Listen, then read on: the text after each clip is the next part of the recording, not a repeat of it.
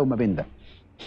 وانا بكلمك على الزمالك والكونفدراليه بتحصل احداث غريبه جدا جدا في المباراه اللي هيتاهل منها هيقابل ويواجه نادي الزمالك. انا بكلمك على مباراه اولمبيك اسفي واتحاد العاصمه الجزائري، وده في البطوله الكونفدراليه. الماتش ما ابتداش، فجاه مره واحده حصل مشكله كبيره جدا جدا ما بين الجمهور ده والجمهور ده، وفي ارض الملعب، واشتباكات كبيره جدا. المباراه اتاخرت كتير جدا جدا لحد ما الاتحاد الافريقي لكره القدم اخذ قرار بانه المباراه تنطلق وتبتدي.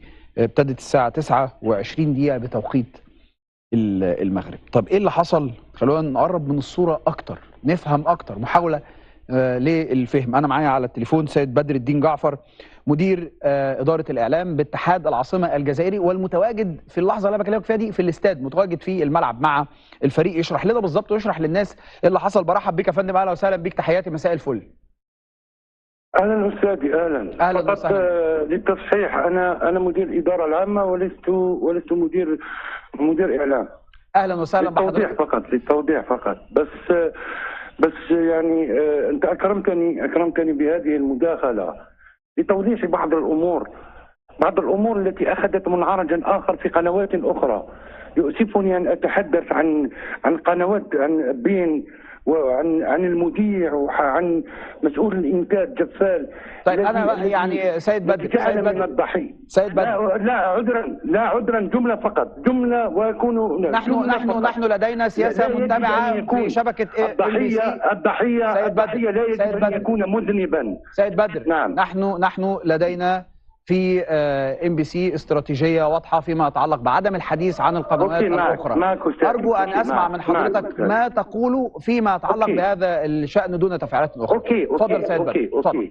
انا استاذي، انا اتساءل كيف يكون الضحيه هو المذنب؟ من المسؤول عن الامن؟ من المسؤول عن حمايه الوفد او بعثه الجزائر او بعثه اي فريق زائر؟ اعتقد ان الامور اخذت منحى اخر.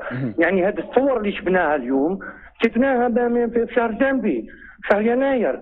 يعني الامور تتكرر، تاتي من اجل ان تلعب مباراه عاديه، نصف نهائي.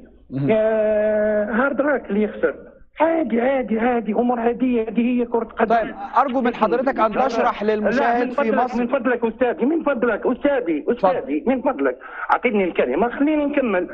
خليني نكمل. انا عايز افهم منك ايه اللي حصل. تبدا المباراه يا استاذي، من فضلك يا استاذي، بمجرد راح تنطلق المباراه تشوف انصار تدخل للملعب وتضع اللاعبين في صورة واضحة، وضوح الشمس. شوف اللاعبين الجزائريين هاربين لغرف الملابس. ماذا تنتظر الكاف حتى تاخذ قرارات صارمة في هذا الشأن؟ نحن جئنا لنلعب كرة قدم، لسنا في حرب. هي مجرد مباراة. الأمن غير كافي إطلاقا. قبل بداية المباراة في التسخينات عدد الأشخاص الأجانب الذين لا علاقة لهم بالمباراة إطلاقا فوق أرضية الميدان. كان واجبا علينا أن نتدخل مع الكاف، مع محافظ المباراة، وحتى مع مسؤولة الأمن، أن تتخذ كل الإجراءات والتدابير. وقلنا لها أننا لن نلعب إذا لم يخرج هؤلاء. ما الذي حدث تحديدا سيد بدر؟ ما الذي حدث تحديدا؟ أرجو أن تشرح للناس. ما الذي حدث؟ مجرد دخول أنصار آسفي إلى الملعب وتهجمهم على المناصرين الجزائريين. أكيد سيكون هناك رد فعل حماية للنفس. نحن جئنا، قطعنا آلاف الكيلومترات، أنصارنا قطعوا آلاف الكيلومترات لمؤازرة مساندة فريقهم وليس للدخول في حرب. فإذا بهم كل أنصار ملعب آسفي تدخل أرضية الميدان، ونفس الصور اللي شفناها بكأس إفريقيا، كراسي. اللي حصل النهارده من جماهير اتحاد العاصمة الجزائري طوال المباراة، مش في أول المباراة فقط، لأ، طوال المباراة، عيب وغلط وعدم احترام. اللي حصل النهارده للأسف الشديد مهزلة كروية. عارف يعني ايه مهزلة كروية؟ المغاربة اللي استقبلوك أفضل استقبال واحترموك وتأدبوا معاك، انت جيت عملت ايه؟ جيت استفزتهم، جيت دخلت الملعب شتمت وهنت وقلت، ده كله عشان تبوظ وتخرب اي تنظيم في المغرب. معروفة قسما بالله العلي العليم، معروفة. الامن المغربي بيقبض على بعض الجماهير الجزائرية اللي عملت شغب، وانا من هنا بقول اللي يغلط يتعاقب، اللي يغلط يتحاسب. المغاربة المشكلة ان هم عندهم رحمة وطيبين شوية، يعني طيبين زيادة عن اللزوم، ودي مشكلة. دي مشكلة لما يكون مباراة كرة قدم زي كده، مباراة كبيرة زي كده، وانت رحت عندهم وقللت، قلوا منك وتكلموا معاك كلام سيء وعملوا معاك الغلط، وانت بتستقبلهم افضل استقبالهم ومحترمهم على بلدك. وللأسف بيكسروا في الملعب، بيتعدوا على الجماهير، هم اللي استفزوا الجماهير المغربية وخلوهم ينزلوا لأرض الملعب للأسف الشديد. يبقى أنت تعاقب صح، يبقى أنت تحاسب صح، يبقى اللي غلط النهاردة لازم يتعاقب ويتحاسب. ما هي مش سويقة تدخل وتقل أدبك وتستفز المغاربة وتتعامل معاهم معاملة سيئة وغير محترمة، وفي الآخر تقول عادي، وفي الآخر كأن ما حصلش حاجة. عيب، قسما بالله العلي العليم عيب. المغاربة دايما محترمين ودايما مؤدبين ودايما بيتعاملوا مع الجميع بالأدب والاحترام والأخلاق، ماشيين بما يرضي الله، ماشيين بالمنطق وبالعقل، ماشيين بشكل مؤدب.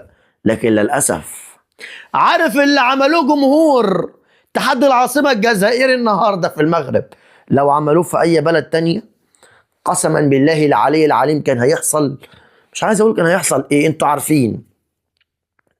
لكن المغاربة بيقدروا يمسكوا نفسهم، بيقدروا يتحملوا، بيقدروا إن هم يمشوا الدنيا بشكل مميز. هم دول المغاربة الأسود المحترمين والمؤدبين. كل التوفيق للمغرب. النهارده الحكم للأسف ضد المغرب في كل شيء، ضد نادي أولمبيك أسفي في كل ضربتين جزاء ما حسبهمش، ضربتين جزاء لأولمبيك أسفي النهارده ما حسبهمش. أنا بصور الفيديو والدقيقة دلوقتي 72 1-0 لاتحاد العاصمة الجزائري، وأولمبيك أسفي ماسك الكورة وضاغط، ولكن لاعبين اتحاد العاصمة الجزائري بيضيعوا وقت بشكل غريب وعجيب للأسف الشديد، بشكل يخلي الواحد يقول انت يعني حاجة غريبة. ولكن معلش، أولمبيك أسفي حتى لو خلصت المباراة على كده وخسر مفيش أي مشكلة. أنا عايز احترام، أنا عايز أدب، أنا عايز أخلاق. مش مشكلة نتيجة، مش مشكلة مين يفوز ومين يخسر، المهم الأدب والاحترام والأخلاق. وللأسف ما شفناش الكلام ده من الجماهير الجزائرية. جماعة، في بعض الأوقات الأدب الزائد عن اللزوم بيكون مش حلو، والله العظيم. في بعض الأوقات لازم يكون عندك، يعني تكون صارم وحاسم، ما تخليش حد يقلل منك في بلدك أو يستفزك في بلدك. المغاربة عندهم أدب واحترام وأخلاق بشكل رهيب، وبشكل يخليك أو يخلي أي حد في العالم يحترم المغرب. لكن زي ما قلت في أول الفيديو، لو اللي عملوه اتحاد العاصمة الجزائري دول، جمهور اتحاد العاصمة، لو اللي عملوه ده، لو اللي عملوه في أي بلد تانية، محدش هيتحمل. أنا بالنسبة لي اتحاد العاصمة خلاص كسب، النتيجة 1-0. وتشل هنا أعزائي الكرام غنكون وصلنا للآخر ديال الفيديو اللي شفنا فيه تعليق الإعلام المصري بعد اعتداء جمهور اتحاد العاصمة على جمهور أولمبيك أسفي في مباراتهم البارحة في المغرب. وكما شفنا أعزائي الكرام جمهور اتحاد العاصمة تعدوا على جمهور أولمبيك أسفي وبالتوفيق المنتخبون المغربي. وتشل هنا أعزائي الكرام غنكون وصلنا للآخر ديال الفيديو. تهلاو.